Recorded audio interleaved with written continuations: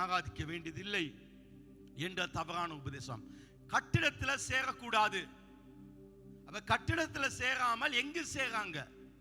வீடு ஒரு கட்டிடம். அப்ப நிறைய பேர் சேரும் பொழுது ஒரு கட்டிடம் தேவை. சேரக்கூடாது என்று சொல்ல காரணம், அப்போஸ்தலர் 7ஆம் அதிகாரத்திலே ஸ்தேவான் ஒரு வார்த்தை சொல்றான். அந்த வசனத்தை மட்டும் தான் பிடிச்சிருக்காங்க. ஸ்தேவான் கல்லடித்து கொல்லப்படுகிற நேரத்தில் அவன் சொல்றான், சாலமோனோ அவருக்கு ஆலயத்தை கட்டினான். ஸ்தேவான் சொல்றான், ஆகிலும் உன்னதமானவர் கைகளினால் செய்யப்பட்ட ஆலயங்களில் பேசுங்க, யூத் முன்னுக்கு பேசுங்க, வாசமாகிறான். உடனே சொல்லலாம், கையினால் செய்யப்பட்ட ஆலயத்தில் வாசம் பண்ண மாட்டா. இந்த வசனத்தை பிடிச்சு ஸ்தேவான் ஒரு பகுதியை தான் சொல்றான், வாசம் பண்ண மாட்டால். வானம் எனக்கு சிங்காசனமும் பூமி எனக்கு பாதபடியுமா இருக்குது. எனக்காக நீங்கள் எப்படிப்பட்ட வீட்டை கட்டுவீர்கள்? நான் தங்கி இருக்கத்தக்க ஸ்தலம் எது? இவைகள் எல்லாவற்றையும் என்ற கரம் உண்டாக்கவில்லையா என்று கர்த்தர் உரைக்காண்டு தீர்க்கதரிசி சொல்லியிருக்கிறானே. யாரு? தீர்க்கதரிசி சொல்லியிருக்கிறானே. அப்படிதான் சொல்றான். அப்ப அவனுக்கு தேவையான ஒரு பகுதியை சொல்லுறான். அப்ப நாங்க பார்க்க வேணும், தீர்க்கதரிசி என்ன சொன்னா, எதுக்கு சொன்னா, அதை நாங்க பார்க்கணும். அப்ப தீர்க்கதரிசி இதே வசனங்களை சொல்லியிருக்கான். ஏசாயா 66 1-2. கர்த்தர் சொல்றது என்னவென்றால், அவன் சொன்னான், வானம் எனக்கு சிங்காசனம் பூமி எனக்கு பாதபடி, நீங்கள் எனக்கு கட்டும் ஆலயம் எப்படிப்பட்டது, நான் தங்கியிருக்கும் ஸ்தலம் எப்படிப்பட்டது. ஸ்தேவான் சொன்னதானே, அதுதான் இவன் சொல்லியிருக்கான். ஏசாயா சொன்னது, என்னுடைய கரம் இவைகளை இவைகள் எல்லாம் சிருஷ்டித்ததினால் இவைகள் எல்லாம் உண்டாயின என்று கர்த்தர் சொல்கிறார். ஆனாலும் சிறுமைப்பட்டு. சரியா? அப்ப இவன் சொல்றான், என் கை தான் எல்லாம் செஞ்சு, நீங்க எனக்கு எப்படி சார்ஜ் கட்டலாம்? எதுக்கு தேவன் சொன்னார் அதை தீர்க்கதரிசி சொல்றான். ஸ்தேவான் இங்க சொல்லல. ஏன்னா இவங்க எல்லாம் சார்ஜ் கட்டணும் சர்ச் இருந்து கடவுளைக்காக கீழ்ப்படியல. 3ஆம் வசனத்துல, மாட்டை வெட்டுகிறவன் மனுஷனை கொல்லுகிறவனாகவும், ஆட்டை பலியிடுவன் நாயை கழுத்தறுக்கனாகவும், காணிக்கை படைக்கவன் பண்டி ரத்தத்தை படைக்கனாகவும், தூபம் காட்டுறவன் விக்கிரத்தை சோஸ்திரக்கனாக. இவங்க கட்டிடம் சொல்றாங்க. ஆனா ஊழியத்துல காணிக்கையில ஆண்டவருக்கு கொடுக்கறதுல, ஆண்டவருக்கு தூபம் காட்டுறது எல்லாம் வித்தியாசம். இங்க தூபம் காட்டுறான், அங்க போய் ஸ்டாச்சு கிட்ட நிற்கான். ஆண்டவருக்கு கோபம் வருது. இவன் இங்க சர்ச் சொல்றான், ஆனா செய்யாது ஆட்ட பலியிடுறான், இங்க வந்து மனுஷனை வெட்டுறான். ஆண்டவருக்கு வேதனை. இவர்கள் தங்கள் வழிகளையே தெரிந்து கொள்ளார்கள். இவருடைய ஆத்துமா தங்கள் அருவருப்பின் மேல செய்யறதெல்லாம் அருவருப்பு, அதுக்கு மேல சர்ச்சை கட்டுறான். அப்ப கடவுள் கேட்காரு, நீ சர்ச்சை கட்டி எனக்கு என்ன போச்சு? இதனாலதான் கேட்காரு. அடுத்த வசனம் பாங்க, நான் கூப்பிட்டு மறு உத்தரவு கொடுக்கணும் இல்லை, சர்ச்சை கட்டினா போதுமா? நான் பேசியும் அவர்கள் கேளாமலும் அவர்களின் பார்வைக்கு பொல்லாப்பானதை செய்து நான் விரும்பாததை தெரிந்து கொண்ட நிமித்தம் நானும் அவளுடைய ஆபத்தை தெரிந்து கொண்டு அவர்களுடைய திகில்களை அவர்கள் மேல் வர பண்ணுவேன். சர்ச் கட்டணும் கேட்டான், ஆனா செய்யறதெல்லாம் பில. தூள் வித்து ஐஸ் வித்துட்டு எனக்கு ஒருத்தன் வந்து 1 லட்சம் தசம்பாங்க கொடுக்கான். நான் என்ன சொல்றேன், நான் தசாம்பாகம் எடுக்க மாட்டேன். தசாம்பாகம் நீ கொடுக்க தேவையில்லை. இது ஒருத்தன் பிடிச்சிட்டு தசாம்பாகம் பாஸ்டர் எடுக்க மாட்டா, பாஸ்டர் கொடுக்க தேவையில்லை சொன்னாங்கன்னு சொன்னா அது தப்பு. எதுக்கு சொன்னேன்?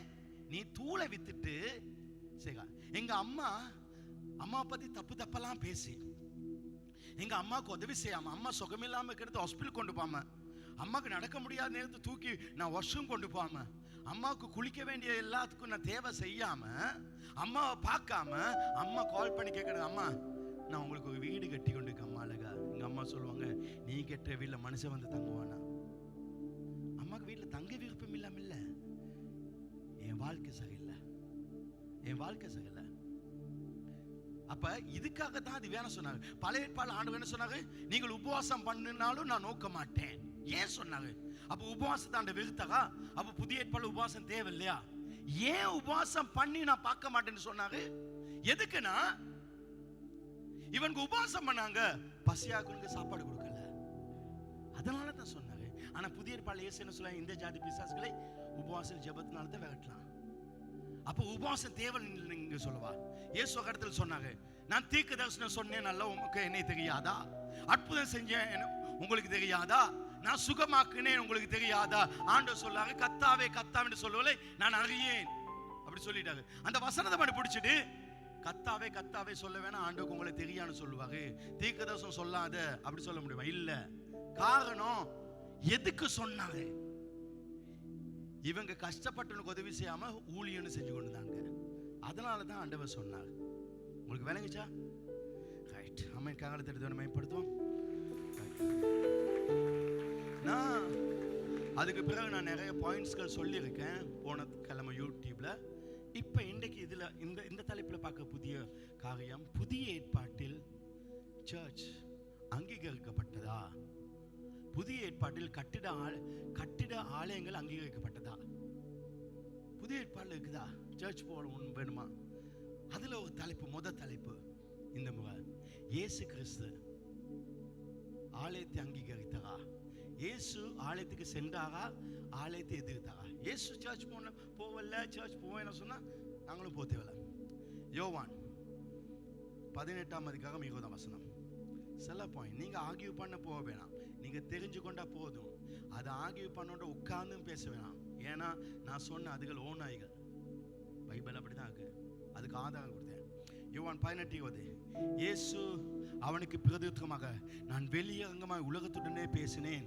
ஜெப ஆலயங்களிலேயும் யூதர்கள் எல்லாரும் கூடி வருகிற தேவாலயங்களிலும் எப்பொழுதும்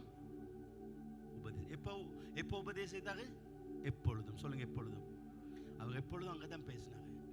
அவர் தேவாலயத்திலே உபதேசித்தார். அவர் டீச் பண்ணதே பிரசங்கம் சர்ச்சில் தான். மத்தேயு 4:23. மத்தேயு 4:23. இயேசு கலிலேயா எங்கும் சுற்றி நடந்து அவர்களுடைய ஜெப ஆலயங்களில் உபதேசித்து ராஜ்யத்தின் சுவிசேஷத்தை பிரசங்கித்தார். இயேசு பிரசங்கம் பண்ண சூஸ் பண்ணி இடையது சர்ச். அவர் சர்ச்சை தான் சூஸ் பண்ணார். அவ எப்படி சர்ச்சில் பிரசங்கம் பண்ணக்கூடாது சொல்லுங்க? ஜனங்களுக்கு உண்டாந்த சகல வியாதிகளையும் சகல நோய்களையும் நீக்கி சொஸ்தமா. எங்க சொஸ்தமாக்குனாரு? ஆலயம் உன்னை சுகமாக்கும் இடம், ஆலயம் உனக்கு அற்புதத்தை கொடுக்கும் இடம், ஆலயம் உன் நோய்களை நீக்கும் இடம், ஆலயம் உன் வியாதிகளை சுகமாக்கும் இடம். ஏன்னா ஆலயத்தில் தேவனுடைய வார்த்தை.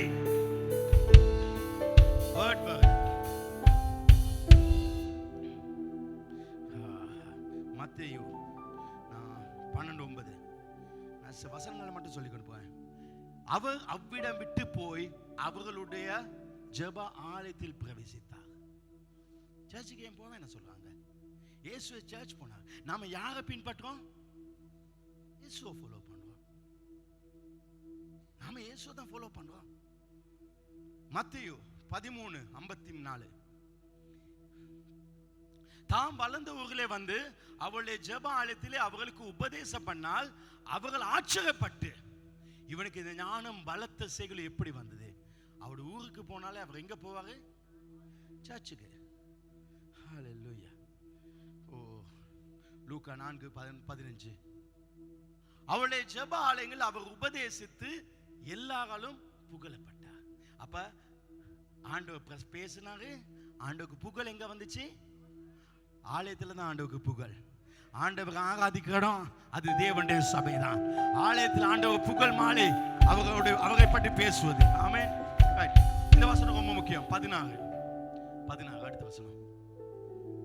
அடுத்தது, தாம் வளர்ந்த ஊராகிய நாசத்துக்கு அவர் வந்து தம்முடைய மறுபடியும் தம்முடைய வழக்கத்தின்படி, தம்முடைய வழக்கம், அவருடைய பழக்கம், அவர் ஒவ்வொரு நாளும் போக பழக்கம், வழக்கின்படி ஓய்வு நாளில் ஜெபாலயத்தில் பிரவேசித்து வாசிக்க எழுந்தார்.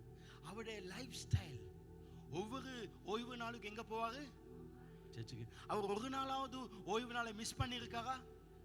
சர்ச் போகிறது மிஸ் பண்ணியிருக்காரா? இல்ல. அவர் வழக்கமாவே சர்ச்சுக்கு போவாரு. அவர் ஓய்வு நாள் தோறும் சர்ச் போவாரு. ஹல்லேலூயா. அடுத்தது பாங்க, அதிலே 20 வசனம் 16-20. அவர் வாசித்து, அப்ப இந்த இடத்துல தேவனுடைய வார்த்தை வரும். ஆமென் சொல்லுங்க. வாசித்து புத்தகத்தை சுருட்டி பணிவிடைக்காரனுக்கு கொடுத்து உட்கார்ந்தால் ஜெப ஆலயத்துள்ள எல்லாருடைய கண்களும் நோக்கமாச்சு. நாங்க எல்லாம் யாரை பார்க்க வந்திருக்கோம்? அவருடைய வார்த்தை. அதான் முக்கியம். ரைட். மார்க்கு 1:21. பின்பு கப்பர்நகூமுக்கு போனார்கள். உடனே அவர் ஓய்வு நாள். உடனே அவர் சொல்லுங்க. உடனே அவர் போனோடனே டக்குனு எங்க போயிட்டாங்க? சர்ச்சுக்கு போயிட்டாங்க. ஏன்னா சண்டே ஃப்ளைட்ல இருந்து இறங்கணும்னு எங்க ஓடி வரணும்? சர்ச்சுக்கு வந்துடணும். அது ஓடி வாங்க மாதிரி நீ டிக்கெட் போடணும். அவர் வந்த உடனே ஜெப ஆலயத்தில் பிரவேசித்து எங்க பிரசங்கம் பண்ண? ஆலயத்தில் போதித்த. இப்ப இங்க பொடியமாக சொல்லலாம், சர்ச்சில் பிரசங்கம் பண்ணக்கூடாது, சர்ச் அந்தி கிறிஸ்து இடம். நான் அதை பத்தி ரெண்டு வாரத்தில் பேசுவேன். அவர் அங்க பிரசங்கம் பண்ணார். அது மட்டும் இல்லை, 23 வசனம் சொல்லுது, அவர்களுடைய ஜெபாலயத்தில் அசுத்தாவியில் ஒரு மனுஷன் தான் அசுத்தாவி அவர் வேட்டினாங்க. நீ சர்ச்சுக்கு வந்தால் உனக்குள்ள தீய ஆவிகள் அது விலகி போகும். ஆமென். கடைசியா மத்தேயு 21:12-15 வரை இயேசு சர்ச்சுக்கு வர. அங்க பார்த்தா பிசினஸ் நடக்குது, கொடுக்கல் வாங்கல் எல்லாம். ஆடெல்லாம் சர்ச்சுக்குள்ள விற்கான். உண்மைக்கு ஆடு எங்க இருந்து கொண்டு வரணும்? மலை அடிவாகத்தில் அவனுடைய வீட்டுல இருந்து கொண்டு வரணும். வாகனங்கள் எல்லாம் பார்க்கணும். இவன் பாவி, இவன் பாவின்னு அவன் அதை சுமந்து கொண்டு வரணும். இவங்க ஸ்டைலா புகழ்ல போட்டு பச்சுக்கோலை வந்து பாடுல வந்து இறங்கி அன்னைக்கு ஒரு ஆட்டை எடுத்து டக்குன்னு வெட்டிட்டு போ கொடுக்குது.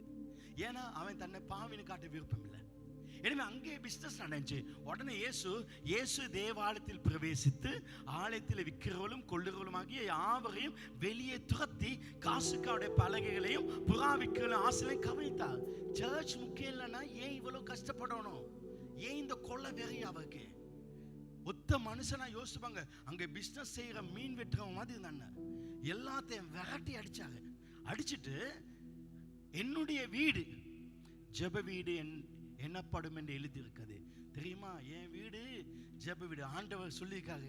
சொல்ல, என் வீடு ஜெப வீடு பைபிள் இருக்குது. அதாவது இந்த இடம் அது ஆண்டோட வீடு. நாம சர்ச் வாங்கனா அது ஆண்டோட வீட்டுக்கு நாங்க வரோம். நாம சர்ச்சுக்கு வரும்போது தேவனுடைய வீட்டுக்கு வருகிறோம். ஹalleluya. இந்த வசனத்தை பார்க்கும். அவர் சுத்திகரித்தார். இது நம்முடைய ஆலயம் தான். இது தேவனுடைய ஆலயம். இதுவும் சுத்திகரிக்கப்படணும். இதுவும் சுத்திகரிக்கப்படும். சுத்திகரித்தோன்னா அடுத்தது என்ன நடந்துச்சு? வசனம் அடுத்த வசனம் பாங்க. அப்பொழுது கூகடும் சப்பானிகளும் தேவாலயத்தில் அவரிடத்தில் வந்தார்கள். அவர்கள் சொஸ்தமாகினார்கள். நான் சொல்றேன், எப்ப சர்ச் பரிசுத்தமாதோ அப்புறம் அந்த சர்ச் அற்புதங்கள் நடக்க ஆரம்பிக்கும். உங்க வாழ்க்கை பரிசுத்தமானா அற்புதம் தான். ஹalleluya. ஹோலி. முதலாவது இது ஹோலி ஹவுஸ். இது பரிசுத்த வீடு. இரண்டாவது இது அற்புதத்தின் வீடு. இது மிரக்கல் ஹவுஸ். ஆமென். அதுக்கு பிறகு என்ன நடந்துச்சு? அடுத்த வசனம். அவர் செய்த அதிசயங்களையும் தாவீதின் குமாரனுக்கு ஓசனா என்று தேவாலயத்திலே ஆர்ப்பரிக்க பிள்ளைகளையும் ஆசாரியரும் பரிசேயரும் விதப்ப கண்டு கோபம். அப்ப தேவாலயத்துல ஆண்டவர் செய்த அதிசயங்களை எண்ணி துதிக்க ஆரம்பிச்சாங்க. அப்ப நம்ம சர்ச்சுக்கு வந்தா என்ன செய்றோம்? கைகளை ஏத்தி அந்த தேவன் செய்த சகல நன்மைகளை துதிக்கிறோம். ஆமென். ஹalleluya. நாம துதிக்க பிசாசு கோபப்படுவான். நம்ம சர்ச்ல ஆண்டவர் துதித்து பாடுகிறதுல பிசாசு வல்லமையில் முறியடிக்கப்படும். கரங்களை உற்சாகமாய் தட்டி ஓ ரபா ஷக்கரா தாலாரியா லிபரா தாலா சந்தேலா பாரியா ரிகுலா பா செந்தேலா பாரியா நிமா ஷக்கரா பாரியாந்தேலா பாரியா ஓ ரகா ஷக்கரா தாலாரியா. ஹalleluya. ஹalleluya. ஆமென். தேவனுடைய ஆலயம் மிக முக்கியமான இடம். ஆமென்.